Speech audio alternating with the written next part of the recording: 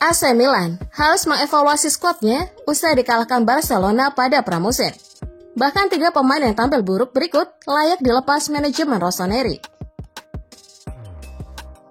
Bertanding di Allegiant Stadium, AC Milan yang belum pernah menang dalam tur pramusim Amerika Serikat kembali harus telan pil pahit usai dikalahkan Barcelona dengan skor tipis 1-0. Turun dengan formasi 4-3-3, AC Milan mengandalkan trio Christian Pulisic, Oliver Giroud, serta Rafael Leao sebagai ujung tombak.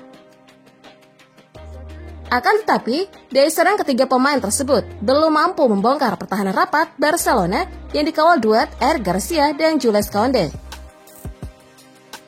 Sementara itu Barcelona yang banyak ciptakan peluang sepanjang babak pertama juga gagal mencetak gol hingga jeda turun minum.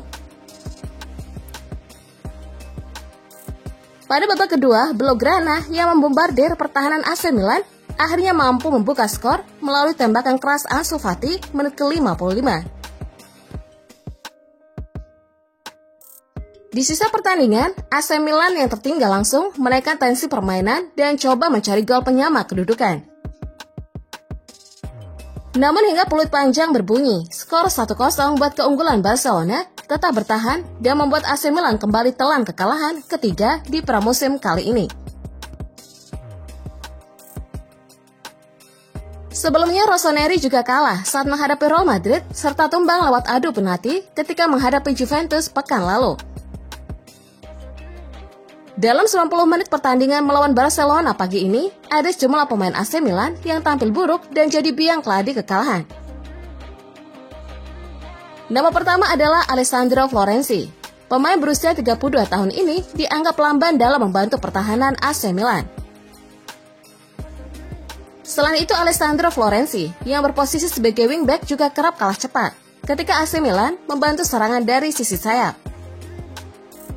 Berikutnya adalah Oliver Giroud. Penyerang gaek asal Prancis ini juga tampil buruk, bahkan tak terlihat kontribusinya selama berada di lapangan. Dilansir dari laman SofaScore, disebutkan bahwa pemain 36 tahun ini tak pernah sekalipun melepaskan tembakan, baik mengarah maupun on target.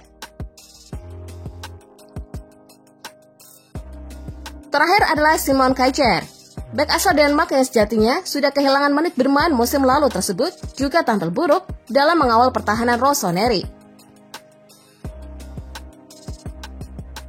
Sepanjang menghadapi Barcelona hari ini, Simon Kjær yang masuk sebagai pemain cadangan tak banyak melakukan pergerakan defensif.